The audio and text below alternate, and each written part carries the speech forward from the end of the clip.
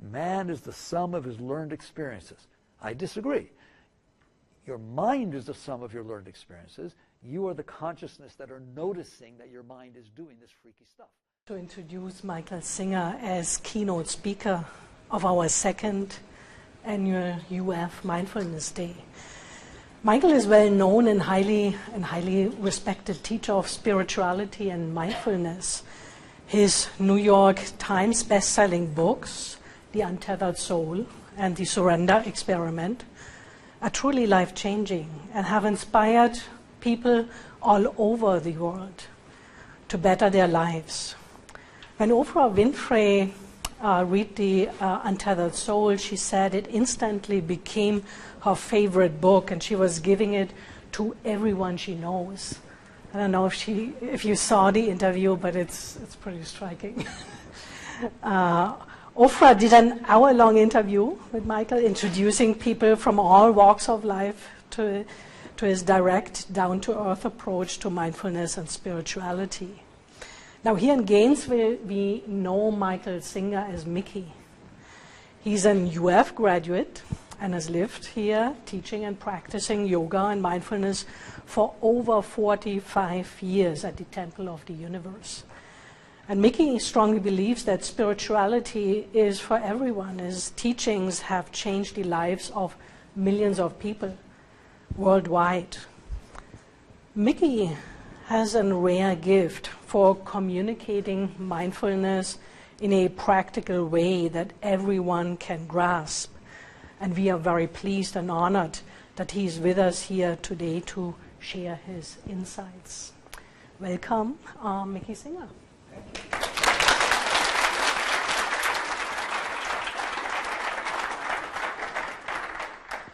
Hi. How is everybody today?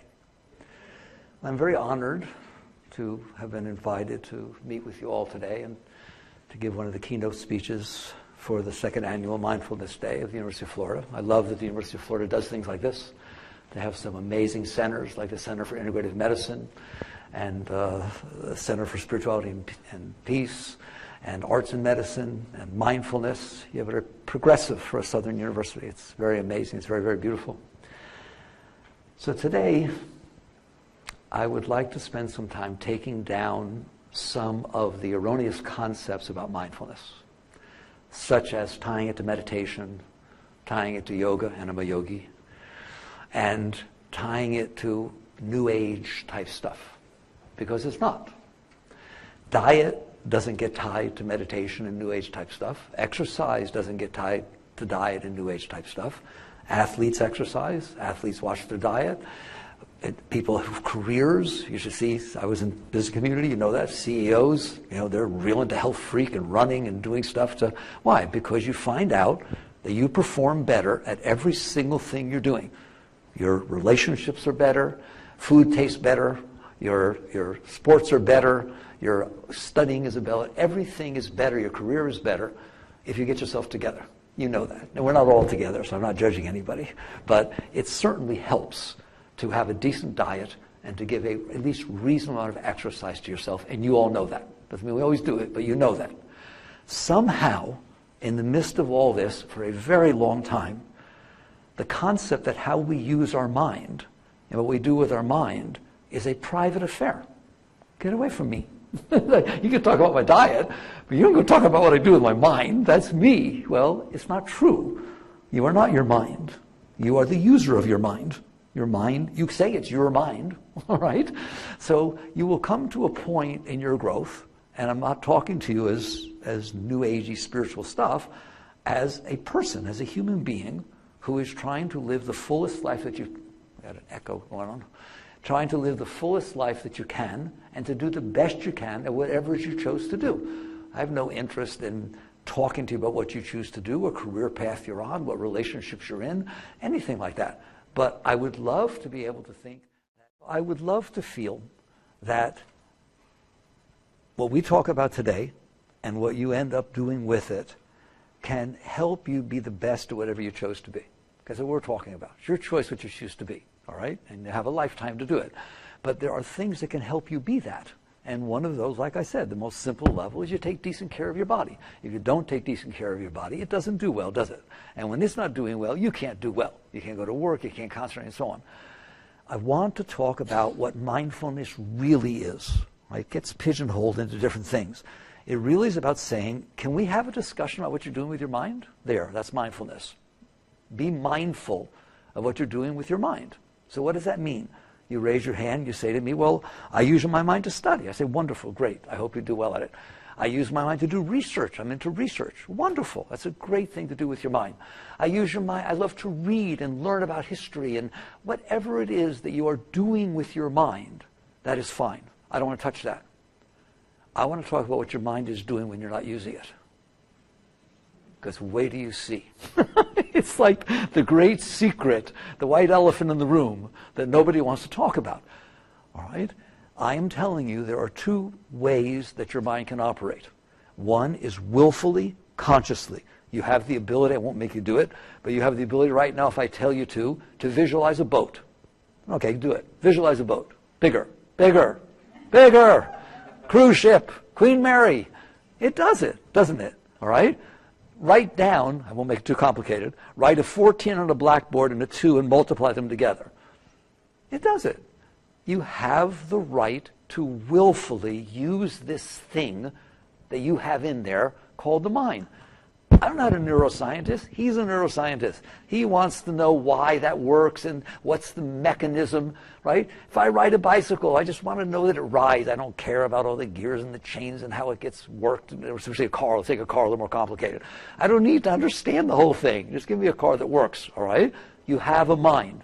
We will let the scientists figure out exactly the mechanisms through which it operates. That's fine. But I'll tell you a secret. You're the one who's operating it. Do you understand that? Like, they're all excited if they have you go in. You know, they do these what are they, not CAT scans, what are they? MRIs?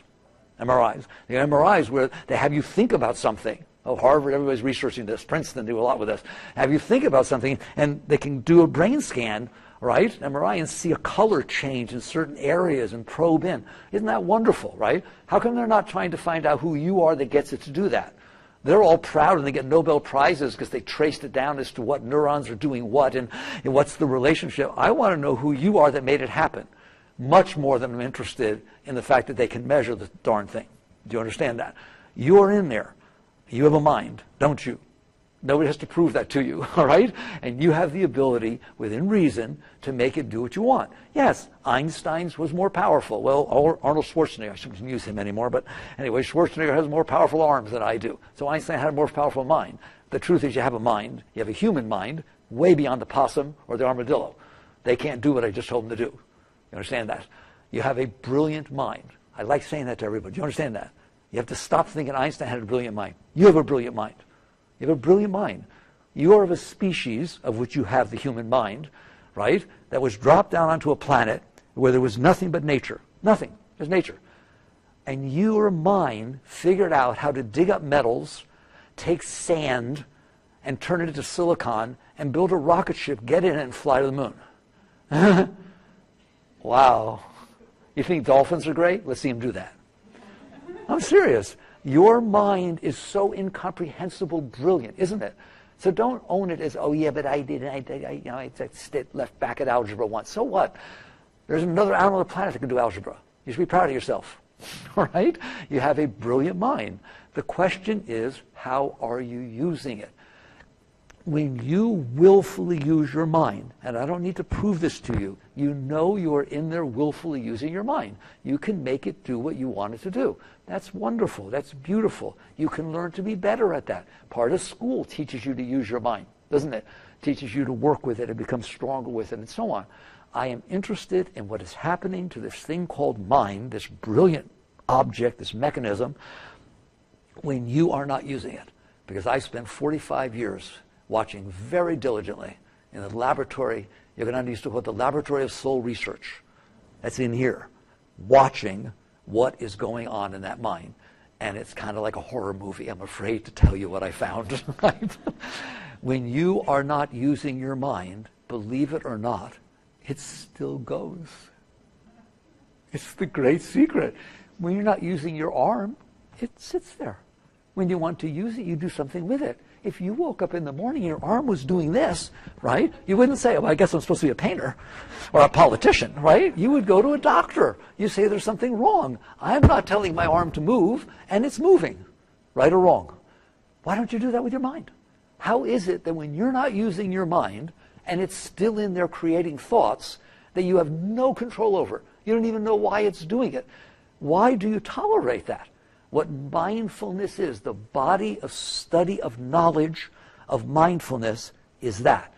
Is first become, forget this be here now stuff, forget concentrate on what you're doing. We'll get there in a second. Be mindful of what your mind is doing or you're going to be in big trouble. What is your mind doing? It's really very, very easy.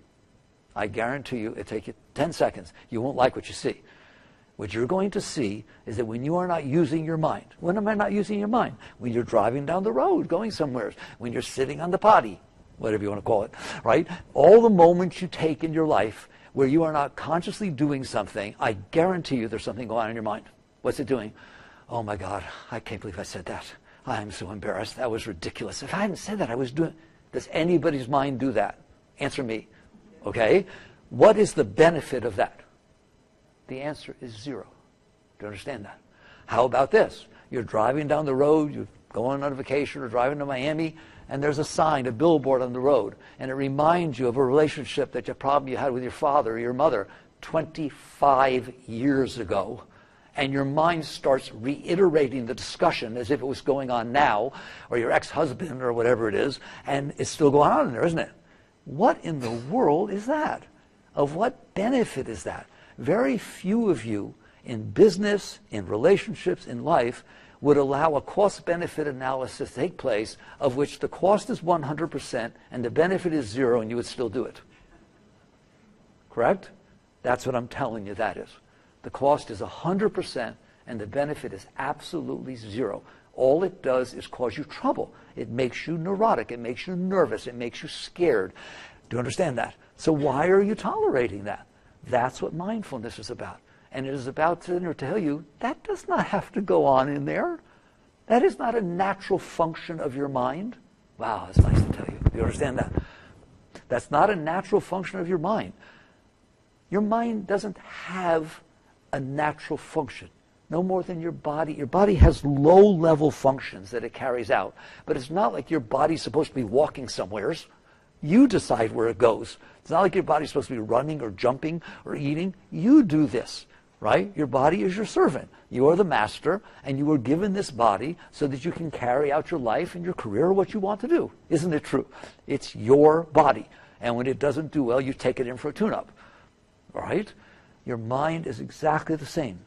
Your mind is a gift that was given to you by creation, by God, call it whatever you want, it doesn't matter. It is a gift that was given to you. You wouldn't, if it stopped working, you wouldn't know what to do, all right? It's just a built-in computer that has memory, it has logic, it has capability of analysis, and you get to do with it what you want. If it is misbehaving, if it is not being still when it's meant to be still, if it is talking about things that have no benefit, for example, anything that happened 25 years ago is of no benefit to be bothered by today. Who wants to admit that? I know you don't know how to do it, but I'm challenging you. Anything that happened in your childhood, come on, you're grown up now. Anything that happened in your childhood, I don't care how traumatic it was. I don't care how tough it was. I don't care how unfair it was. It's over.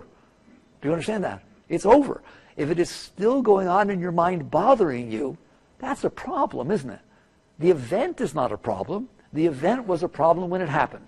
Absolutely. We all want to help and make sure that doesn't happen. I'm not saying we shouldn't deal with things, right? But if it's 25 years later and it has not happened for 25 years and it's bothering you, it is affecting your current relationships, it is affecting your career, it is affecting your happiness in life, right or wrong, for absolutely no benefit, zero, no reason. And so a wise person who wants to have a full life wakes up one day and says, yes, I have a mind, and I have not paid attention to what it's doing. I haven't owned it. I haven't driven it. A car is a great thing, but not while you're not steering. Do you understand that? You get in that car and just start pushing the pedals. Nothing good's going to happen, is it? You get inside that mind and leave it on its own to regurgitate the things that bothered you, to think about things you wanted that didn't happen, right? What is that doing for your schoolwork? Ever read a book and find out that after you turn 4 pages, you better go back because you didn't read a darn thing? Yes or no? You know you have. What was your mind doing when it was supposed to be reading? I'm telling you, it was thinking about what happened 20 years ago. It was thinking about what might happen 20 years from now. You understand that, right? The Beatles song I like, will you still need me? Will you still feed me when I'm 64? They were 20 years old when they sang that song, okay?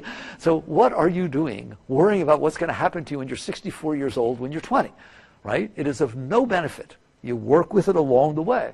So mindfulness is about this. It is about finally waking up one day and saying, I'm the boss. I'm in here. I have a mind. I can do better with it than letting it be a horror show, than letting it scare me all the time, than letting it remind me of everything that ever bothered me, than letting it worry about what will happen 10 years from now or 20 years from now. That's not fun, is it? Right? If let's say you're going to give a talk in your class, all right? A lot of people, the mind gives them a little trouble before that, doesn't it? Oh my God, what if I forget my lines? What if I can't say, oh, I feel so stupid, I don't even want to do this. Does anybody's mind ever do that to them? Doesn't that help you perform better? No, it doesn't.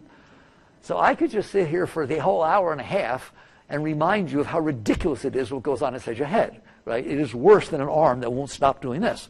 At least I can paint, all right? And some people sit there and say, they want to sit there and say, but it's beneficial to go over this stuff. Yes, if something happens to you and you make a mistake, sit down, look at it, pay attention, learn from it, then for God's sakes, not for the next 20 years. Why did I do that? If I hadn't done that, this would have happened. Do you understand that? You can't tell me there's a benefit. There is no benefit. It's just that you haven't learned how to work with this thing called mind. So now you get into, all right, let's say I want to work with it. There are 2 ways to work with it. Of course, there's thousands of different techniques in each of these 2 ways, but there's 2 basic ways, in case you're interested, because like I said, I spent a long time with this, right, to work with this. One is to say, shut up. I did this for years. Shut up, mind. Shut up. Stop talking. It doesn't work. Do you understand that? Or do mind control, or do concentration, or do lots of different things that try to make it so that the mind's tendency is to talk, bring this stuff back, create commotion. It does create commotion in there, doesn't it? Right? What I'm going to do is suppress it. Let's just call that's the first method. It's called suppression. Many people, what they call meditation, is suppression. That's all they're doing in there, all right? Then they come back and say it didn't work. Of course it doesn't work. Freud taught you that. Suppression doesn't work. If there's an energy that needs to express itself in the universe and you push it down, it's coming back up. Do you understand that? Or you will have to fight with it to stay down your entire life, and that's what you did with your chi, with your energy, right? And you wear yourself out. I always tell people, it is not your body that makes you bend over and get older. It's the weight of what you're carrying with you, all right? I've met plenty of older people that are very, very healthy, all right, and very vibrant. You build this stuff up in there, and it bears you down, doesn't it? It weights you down. So one, and I mean, I'm into yoga, so you all learn mantra. I like meditation. I love mantra. I'm not saying not to do these things, but we're going to spend an hour and talk about the proper way and the wrong way. There are people who use mantra to beat the heck out of the rest of their mind, so it starts to shut up. All right? So that the mind's giving me trouble. Right? Gurung, gurung, gurung, gurung, God, God, God. It's like, it's a sledgehammer. Do you understand that? That's not the proper use of these things. So one way to try to deal with it out of any of these different ways you want, and I didn't mention drugs, please don't. That's what they try to do. Drug the damn thing. Right? You know, my impersonation of a drunk. If it's misbehaving and it's giving me trouble, if I drink enough, it'll go, I don't know why I did that. Maybe and it can't talk. Right? So there, you won. Laugh. But it explains so much. There's only one reason a person drinks. There's only one reason a person does drugs. Because their mind's bothering them. Do you understand that? All right. I don't want your mind to bother you. I am telling you, I am assuring you that no more than that arm has to go up and down. There's something you can do about it. Right? That mind does not have to bother you ever. I'm challenging you, ever. It can be your best friend. It can just be there to serve you like it's supposed to, like your car. You don't have to worry about your car does at night while you're sleeping and go out and hitting people, all right? Your car behaves. You put your hands on the steering wheel, you tell it where to go, and it pretty much does it, doesn't it? Your mind should be exactly like that. It is your servant. It is a tool. It is an appliance that was given to you, an inboard. It's the most personal of all personal computers, isn't it? Okay? So one method is what I call the suppression method. And it's a broad spectrum of, I'm going to use will to stop this thing from disturbing me by pushing it down, quieting it down, doing that. I don't advise it. It's a struggle. Actually, there's 3 methods. I'm sorry. I forgot one. The one that everybody does. Because not everybody does that one. They don't even bother. Here's the one. My mind is bothering me. Oh, poor mind. What are you bothering me about? Sally's talking to Fred. What should we do about it? Right? We could go there and tell Fred that Sally doesn't like him and so that he won't talk to her. Like, you can try to make the world around you become the way your mind needs it to be so it fits the garbage you have in there so your mind stops complaining. That was a long sentence. Did you get that one? Do you understand that? All right? I feel insecure. People don't like me. Well, I could change my look. I could wear different things. I get a new car. I get a Ferrari. I get people like Ferraris. No, but not everybody likes Ferraris. I get a Beetle because then the hippies like me. Like, your mind does that, doesn't it? It tries to figure out how the world needs to be so that your mind stops bothering you. And it will tell you incessantly what you need to do, what everybody else needs to do, and then it will tell you how to try to manipulate and control situations. Those are dirty words, but we do that, don't we? How to manipulate and control people, places, and things so that they are unfolding in a way that doesn't bother your mind. So that's what I call suppressing life. You understand that? You're taking your will and trying to control and suppress things outside of you so they don't disturb you. I know it's embarrassing to talk about, but if we're going to, if you're going to work with your body, you got to be willing to deal with the rashes, all right? You can't go to the doctor and say nothing's wrong, right? You show it. Are you willing to admit that we do that? That's what most people do their entire lives. So that's one. Suppress and control the world around you, attempt to anyways, so that it unfolds in a way that doesn't disturb your mind. And maybe even mind likes it. I'm not saying there's not things that happen that don't make you feel positive, but it's because the mind likes it. That which turns you on turns him off. That which turned you on yesterday freaks you out today because you learned something else. Do you understand that? Things are not in and of themselves pleasant or unpleasant. It depends on your state of mind. It depends on how your mind is. So first, suppress and control the world. Doesn't work. Oh, did I forget to tell you that? Maybe you already know that. No one could ever control the moments that are unfolding in front of them enough that their mind is not disturbed. The act of trying to figure out how you want them to be is disturbing. Right or wrong? I don't know if I want this or I want that. I can't. People all the time ask me, how do I make decisions? What are the decisions? I don't understand. Because what you're trying to decide is how do I need it to be so that my mind stops bothering me? Okay? So you're not going to win that way. The second is you try to control the mind. You're not going to win that way. The third, which is what I'm here to talk about, and is the essence truly of deep mindful work, is to sit there and say, my mind's broken. Why? It's not its natural state. My arm's going up and down. I shouldn't get a brace. You understand that? That's a heck of a solution, right? Or inject it with cortisones or something to stop it from doing that. There's a reason it's doing that. I want to find out the reason, and I want to fix it. Then I never have to do anything ever again, do I? It's healthy. Your mind is supposed to be healthy. Why is your mind doing this? Why is it always talking? Why is it always complaining? Why is it always saying the way things need to be for it to be okay and then figuring out whether it likes it or not, et cetera, et cetera? The reason is because in the past you have had experiences, every one of us. Some of them were pleasant and some were unpleasant. We'll do it in 2 seconds, all right? Right or wrong? You've had different experiences ever since you were born that unfolded in front of you. So the world does. It unfolds in front of you. It's been here for a long time. And you get to see part of it. Not much, but you see the part that's in front of you. And sometimes when it comes in, it causes a sense of pleasure, a sense of peace, a sense of niceness, right? It's enjoyable. And sometimes when it comes in, it's not enjoyable. Okay? How about if I tell you there's nothing wrong with that? If a rattlesnake coils up in front of you and starts rattling, that's a freak experience. I'm not saying a mindful person feels close and picks up the snake. No, that's not mindful at all, right? A mindful person notices that that's not comfortable. That's a very uncomfortable thing.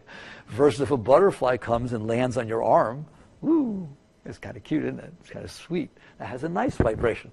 The Buddhists talk about everything has its nature, right? The rattlesnake has its nature. The butterflies have their nature. Some people have their nature. Weather has its nature, correct?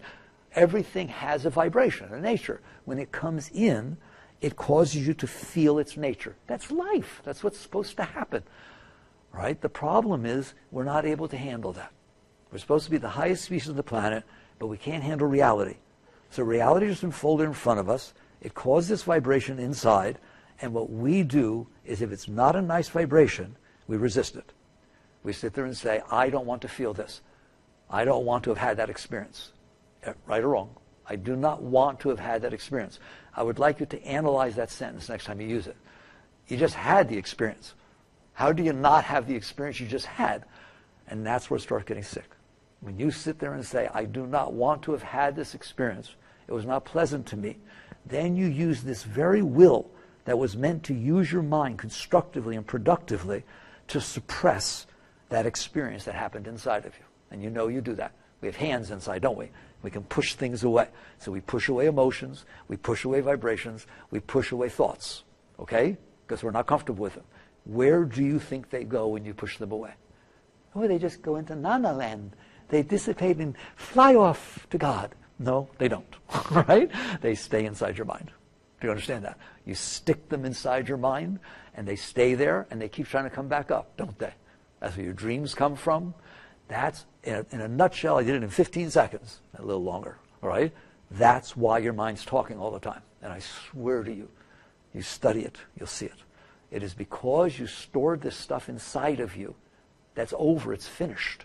You're supposed to be experiencing reality. You can't anymore because you have all this stuff stored inside from the past that was either unpleasant, so now you didn't want to experience it. When it comes back up, you have to fight with it, struggle with it.